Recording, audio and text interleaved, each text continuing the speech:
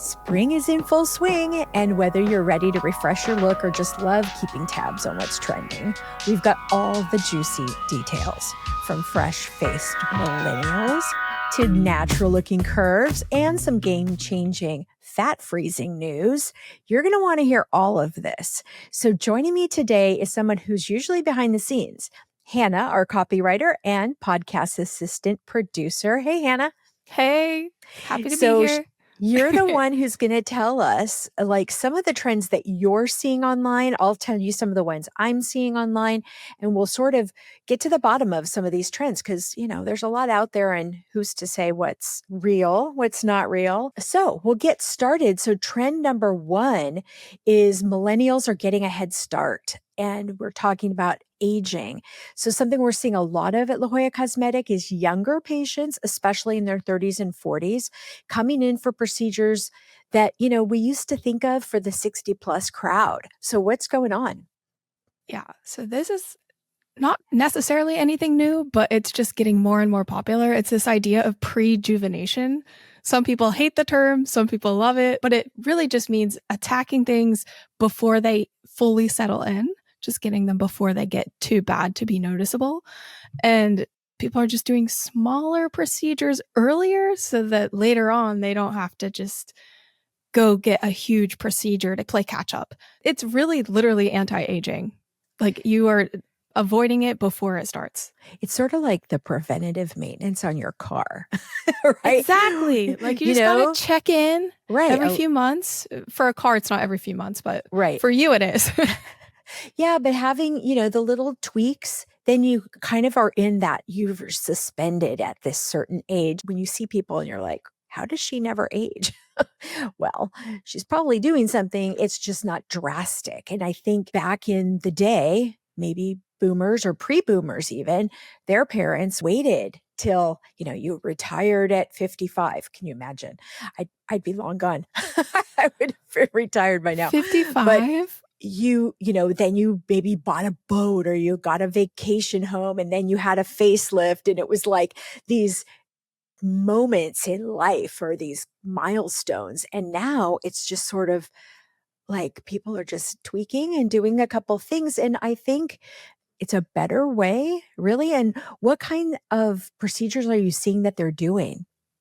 Well, eyelid surgery is one of the biggest ones because it's so subtle, but it doesn't have as long as a recovery as like a full-on facelift, but it's treating that first sign of aging that a lot of people experience, the eyes. Like I'm already worried about my eyes and I'm 25. My mom is your age and she's constantly worried about her eyes. That is everyone's first thing that they worry about. And so how amazing is it that there's a procedure that specifically targets that has, it's not too bad of a recovery and it looks totally undetectable. Like it just looks like you did a couple decades ago. That's it. Yeah. And then the other one is the mini facelift or short scar facelift. I'm seeing a lot of that for people in their, it's insane, but people as young as their 30s are considering it. And mostly people in their 40s end up getting it. There was a recent Hulu special that you and Dr. Breister talked about on an episode a while back. And there was a girl that wasn't much older than me. I think she was maybe in her early 30s, if that, who was already getting a mini facelift. She already got one because she dissolved her fillers and she noticed she needed a boost. It's a totally undetectable surgery. Not a lot of doctors recommend it when you're in your early 30s. But I mean, if it works for you, if you meet with a doctor and they think it is necessary, it can be super helpful. And then for men, there's the standalone neck lift. I mean, that's pretty popular too, because they don't really want to worry about the incisions. But we're going to talk about a little bit more about that later. Yeah, we're going to talk about that neck lift. But, you know, but speaking of men, because I think you hit on something with the eyelid lift. And an eyelid lift is like honestly the best bang for your buck in surgery. And you can do it earlier if you have extra skin, and they can customize it. So maybe you just have extra skin on your upper lids, not extra fat. Some people have a lot of bulk up there. Sometimes you don't. Sometimes maybe it's just your lower or just your upper or both, but they can kind of tweak it to what you need. And that's going to last a long time. Like you said, it's one of those procedures that it's not a huge recovery time. The investment isn't that big, but the payoff is really big. And so I think, yeah, if, when you're in your mid 30s and you've got some hooding, that's going to make you seem tired. Or people might say, "Oh, are you tired?" Or you get sick of people asking you why you're tired. You're not tired. Or angry. Or angry, I'm not right. mad. Yeah. And the other thing is Botox can like lift a little bit, but sometimes depending on how the Botox is done, sometimes you do get a little extra sagging. So it's like, what's going to be the best way? And an eyelid lift is going to just kind of take away that extra skin, tighten things up. Sometimes they can do laser with it, maybe laser under your lower lids. There's all kinds of little tweaks and customizations. But I think that mini facelift, we talked about it actually on a couple episodes, and recently Dr. Brahmi talked about it because, a mini facelift is just going to be the skin. It's very superficial. It's not going to last very long, but it doesn't have the downtime. It doesn't have the expense. And so for the right patient, that trade-off might be worth it. It just depends. But I am seeing it sort of all over social media. So what do you think is sort of like the advantage, I guess, of the prejuvenation movement? It's really just targeting it as it comes, slowly but surely, instead of playing catch up when you're in like your 60s. We have another trend, the did she or didn't she era. And what we're talking about here is curves. And it depends on where you live. But here in San Diego, it's never been crazy in terms of big, bold curves. But we're definitely seeing across the United States, big, bold curves and on the BBLs used to be sort of everywhere. And now it's much more subtle. And even on breast augmentation, much more subtle, more natural looking results that leave people guessing. What are you seeing? Yeah. So I live in Los Angeles. So You see a let me lot tell you, then. I've seen a lot. When I first moved here in 2021 on Rodeo Drive, I would see the most extra. If there's any other word to describe it, that's the one word I'm going to use. Dramatic, extra BBLs ever. But I will say I'm seeing it a lot less than I used to. Like I was just in Beverly Hills on Friday and I thought, oh, here we go. I'm going to see all these like crazy BBLs, but everybody looks pretty undetectable. It's just I think the goal is to kind of leave people guessing instead of, oh, she definitely had work done. It's like, does she have a good workout routine or a really good doctor? Like which? Right. Yeah. Yeah. And I think that's nice. And plus, what always left me, the first place I went to when I would see somebody like super extreme in terms of their BBL is like, how do you find pants that fit? And like, there must be websites where, or you take everything to get altered. Like, how do you fit in normal clothing? I don't get it. Custom. It has to be custom.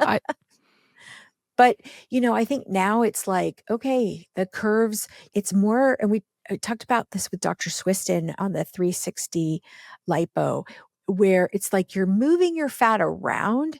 You're not necessarily throwing it away. You're going to move it around from somewhere where you don't love it to somewhere where you're going to really enjoy having that pretty curve and proportion. And even the breast implants, smaller sizes are being requested, or just like a little extra fat put in, not anything outrageous, which I think is good because long term, that's heavy.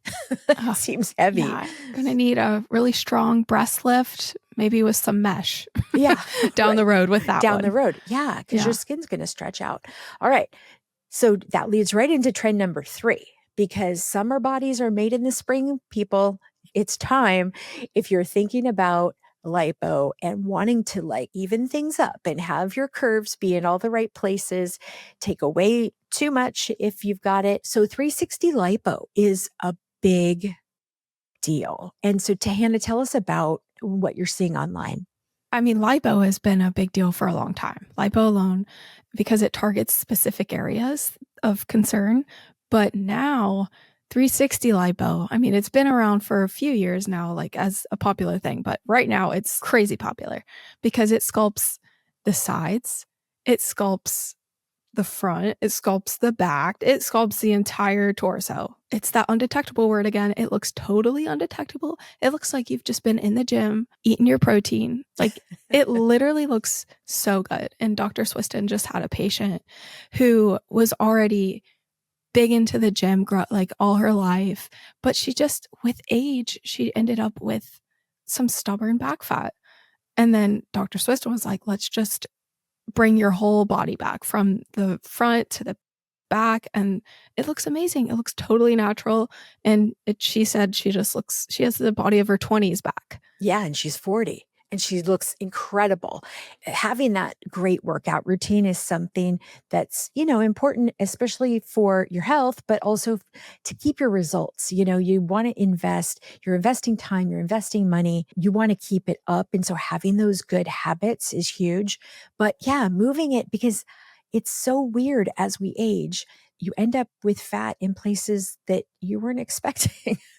And no matter how healthy you are or what you're doing, sometimes it just ends up in a place you don't want it. If you move it, if you do 360 lipo and that you do some fat transfer where you move some from one place to a new place, then you end up kind of really treating the whole body in a way that is so much more natural.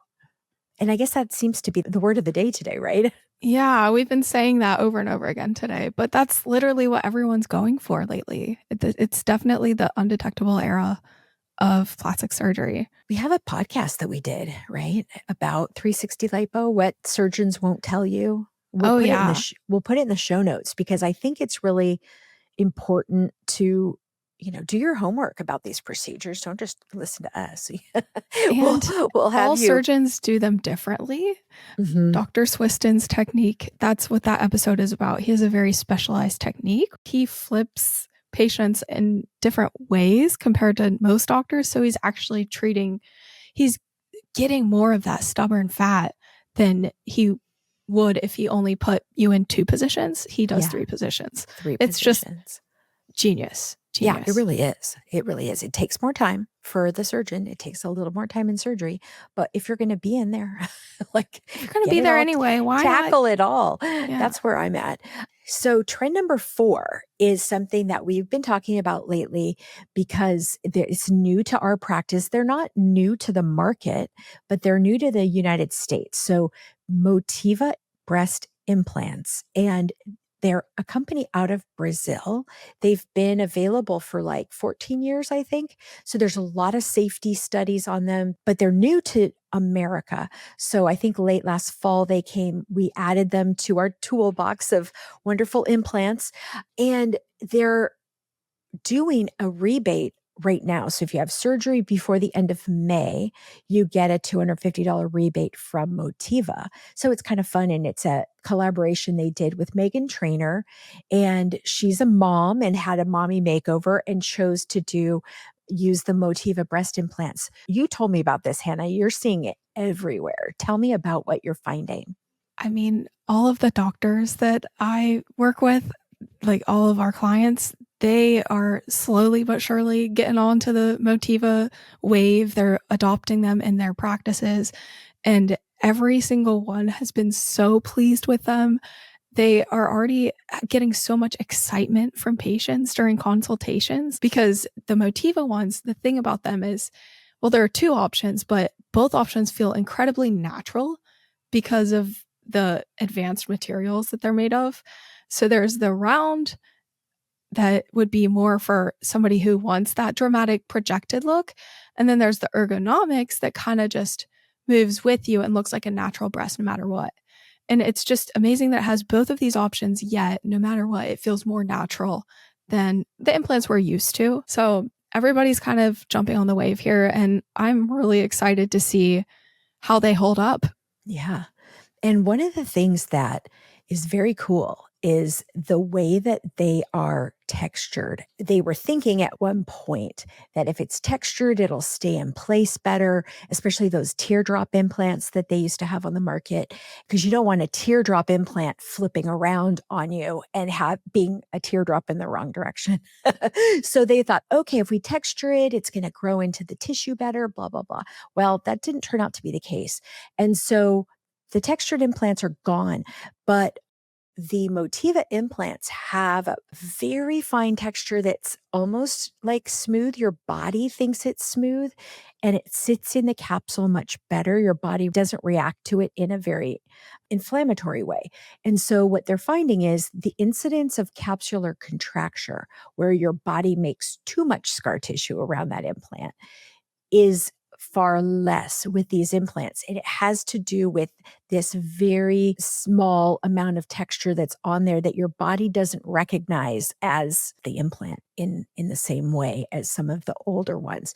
So those things are going to have to be borne out in studies across, the United States. But in their 14 years that they've been doing it, that capsular contracture rate's like 0.4% or 0.6%. It's really low. There's another thing that is exciting about the risks, how they're so much lower. So implants were being placed under the muscle. For a lot of surgeons were choosing it to do it that way because it looks more natural, but that hurts patients more. It causes a longer recovery typically. So the Motiva implants, what's so great about them is that they can go over the muscle but still look totally natural and you don't see the shape of them. So it's really, really great for athletes who maybe they lift weights, they're doing bench press. They don't have to worry about the implant like feeling weird or looking like when displacing. You flex, that it's like popping the implant out to the side because it's under that muscle, that pectoralis major, I think, muscle. So yeah, and I think in the 33 years I've been in this business, it was like they always were trying to crack the code on capsular contracture rates and getting them down. And probably when I started, it was like 30-40% of people the capsule would get too thick and too constricted. And so that's when you hear somebody has my implants got hard. Well, the implants are not hard. It's the area around the implant is like squeezing on that implant and it becomes painful. Rejecting it. Yeah. And so your body's like building up too much. It's going crazy in the scar tissue department. And so over time, they were trying to think, okay, if we put it under the muscle, maybe that'll decrease the risk. Or if we do over it's been every which way, textured, smooth. And so Motiva, I think, has kind of got this figured out. And with this very small micron level of texture that your body doesn't see as textured. And there's other implants out there. We have a whole bunch of them. We have the Natrel implants, and those are terrific. Soft touch, I think. There's a whole bunch of different ones. And for everybody's different. Your breasts are different. And maybe your objectives, Motiva might be great for you. It might not be great for you. But at least it's one of those things where we have it available. And for people who are interested in trying it, it's a choice. It gives you more options. It's another option. We love having lots of options. Exactly. So again, if you look on our website, and we'll put a link in the show notes about the Meghan Trainor 250 rebate through the end of May. So, it's a good time to get your breast dog if you've been thinking about it, because summer's coming. You can enjoy the warmest weather coming up with a couple new curves. We'll give you all those details in the show notes. All right. Tell me about another trend, Hannah. Teasy-plasty. Dr. Salazar specializes in the teasy-plasty, which has specific incisions that are hidden very well, and they only really are taking care of that part that a lot of people are specifically worried about, which even a lot of times women, they see the neck first. They're having that problem first. And they're like, I don't want to get a facelift yet. I just want to treat the neck and we'll deal with that later on. Well, this is amazing for men and women who are only worried about their neck. that extra skin that you could like pinch and pull. And especially, I think if you don't have the fullness, but you have the extra skin, we did talk about it on a podcast recently. Dr. Salazar gave us some updates on the technique and, who it's best for. Cause at first he was really thinking, okay, this is going to be great for men. And then he had some female patients who are interested in doing it. He's like, okay, let's try.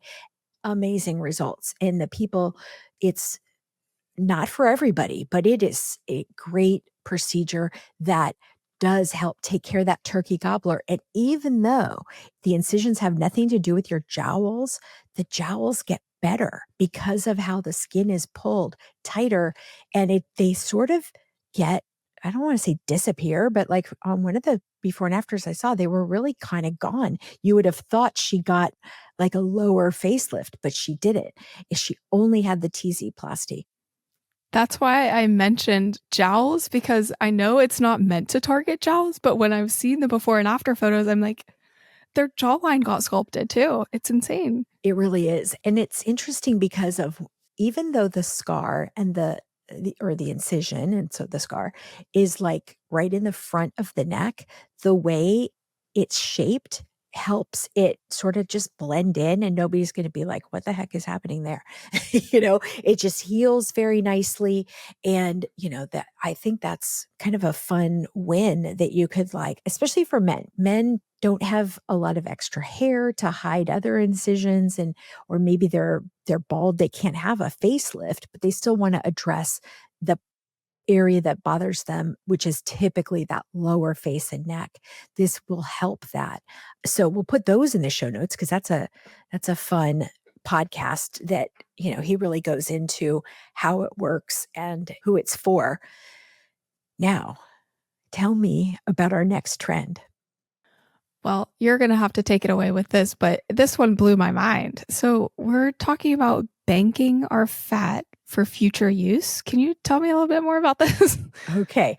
So one of the things with fat and fat transfers is that you can take fat from one place and you can move it to another in that same surgery, but not all of it's going to stick around. Some of that fat is just not going to survive in its new home because the fat has to get vascularized. So let's say you're going to put it in the breast or you're putting in the buttocks. If you put a big blob of fat in, how does the middle of that blob get happy in its new home, get blood vessels to get oxygen to be able to live? It can't. So you have to do fat transfer very conservatively. And you have to, build up slowly over time if you want to make, let's say, a breast augmentation just using fat. You weren't really able to do a very big fat transfer because, again, it's got to be able to live. So the solution is to bank your fat. So you have your surgery, you have your lipo, put a little in to wherever you want to put it. We're putting it in your buttocks, you're putting it in your breast, you're putting it in your face, wherever it's going to go. You send the rest of the fat to the fat bank and it gets frozen. And then your doctor then just orders it up in, let's say, in 3 months or 4 months or 6 months, whatever your plastic surgeon deems as the time period to do surgery number 2 and then surgery number 3. So your fat comes in, it's cleaned and processed in a way that helps it be more predictable for when you put it back in, more viable. This is a way, and they've really perfected it. It's a company out of the UK. They're coming out to America and using pilot practices, and we're one of the pilot practices.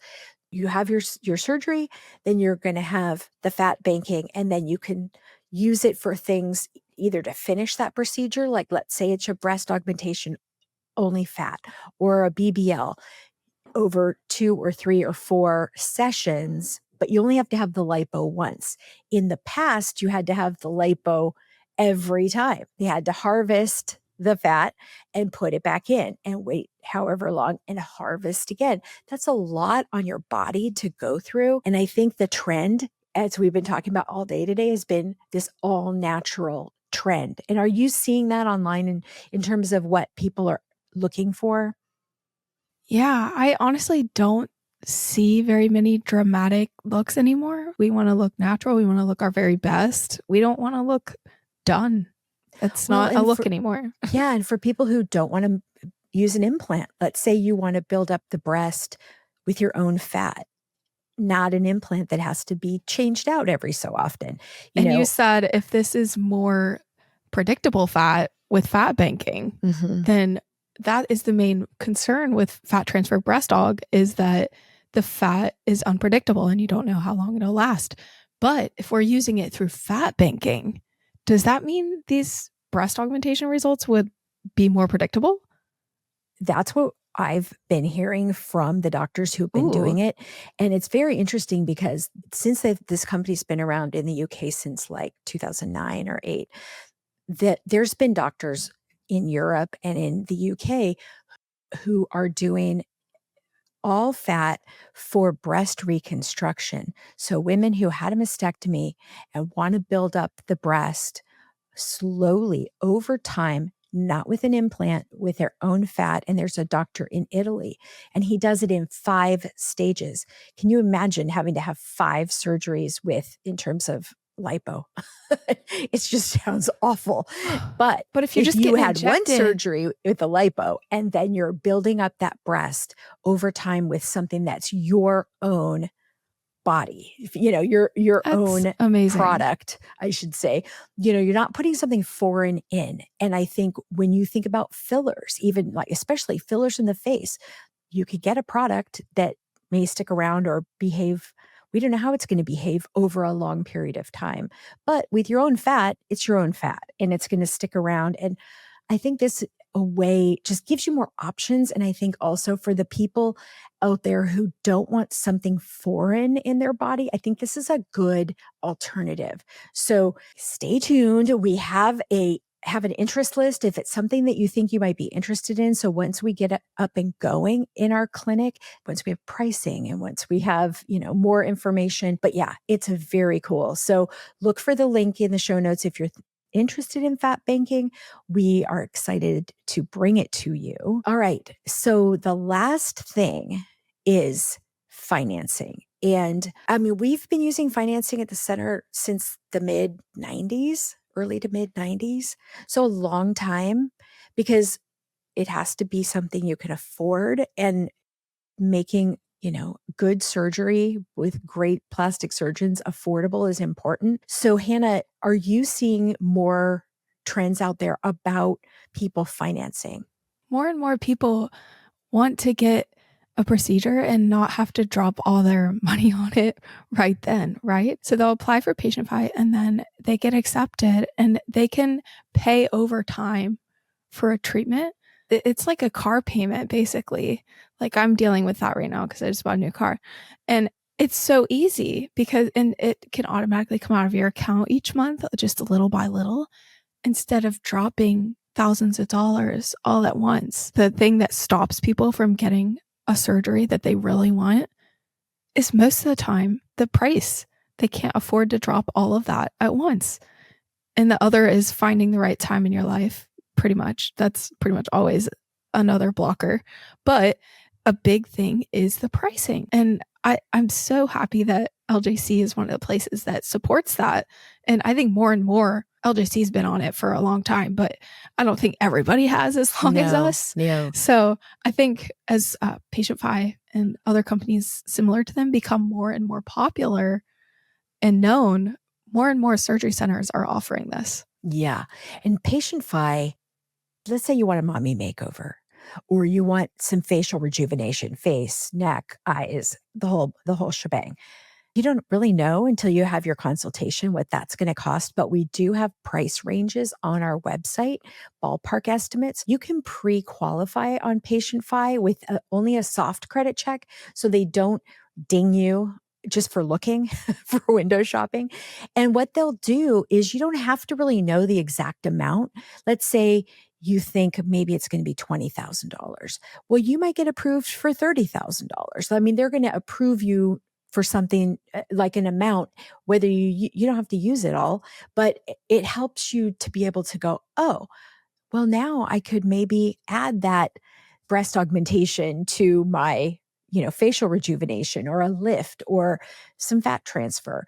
It allows you to sort of open that up because maybe you have some money set aside, or maybe you want to use some on a credit card, but then you might finance the rest. And it sometimes helps to make that more achievable. But I think the other thing that came to my mind is you see a lot out there about medical tourism. People, if they think, Oh, oh, it's too expensive in America, I have to go to Turkey or I have to go to me, that's scary because if something goes right, if everything goes right, great. You've paid less, wonderful.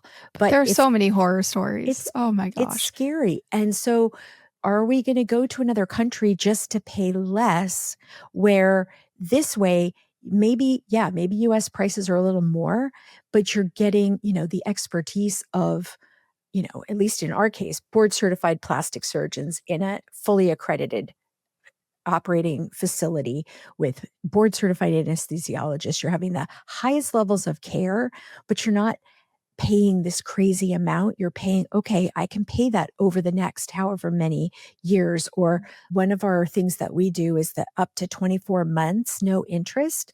So depending on Wow. what fits for you, I think there's a plan for you, whether you might be a 60-month fixed rate loan, more like a car loan. It might be that up to 12 months or 24 months, no interest, but we help work with you so that you can say, okay, I can make this work and still feel confident that I'm in a place that will take good care of me. It's so good that you mentioned the medical tourism thing because the safety is such a big issue right now. So this helps people get the procedures they want when they want. They don't have to wait for it, but they also know that they're going to somebody that they can trust. Financing is something good. And I think we've got a pre-summer savings spectacular on the website. You can save $500 on your procedure, or you can use one of our amazing promotional finance plans. So it lets you choose. That's a good way. And, Hannah, we should also put in the show notes the episode that we had with Janelle about financing. That's a really popular Oh, episode yes. where she breaks down why it might be a good thing for you and how to use financing. That's what I was thinking the whole time I was trying to talk about financing. I was like, I know a lot about financing, but I wish I could just put a snippet of Janelle in here because she really knows it all. She does. So we'll put that in the show notes We'll for you put guys. that in there. Well, this was super fun. If anybody is out there and you want to explore more, we have 6 brilliant plastic surgeons and you can chat with one of them. If you're not quite ready, I will say we have a new intermediate step. So maybe you're not ready to come into the office and sit down with one of our plastic surgeons, but you want to have a little bit of a consultation. We have a consultation. We call it a concierge consultation. You can set it up online yourself. It's in Calendly, so you can click a time that's good for you, book it online, and you'll meet with one of our patient care coordinators who can help you dial into, getting some of those first questions that you have. She'll help you, figure out ballpark prices. They do a really good job. And so it's time well spent. And it for the people who just aren't sure yet, we can also put a link to that Calendly if you want to set up a little 15, 20, 30-minute chat with one of the patient coordinators. So we have that option as well. That's amazing. Thanks, Hannah. This was fun. I hope everybody enjoyed it, and we will be happy to talk to you in person or whenever you're ready. And thanks for listening. Take a screenshot of this podcast episode with your phone and show it at your consultation or appointment, or mention the promo code podcast to receive $25 off any service or product of $50 or more at La Jolla Cosmetic. La Jolla Cosmetic is located just off the I-5 San Diego Freeway in the Zymed building on the Scripps Memorial Hospital campus. To learn more, go to ljcsc.com or follow the team on Instagram at ljcsc. The La Jolla Cosmetic Podcast is a production of The Axis, TheAxis.io.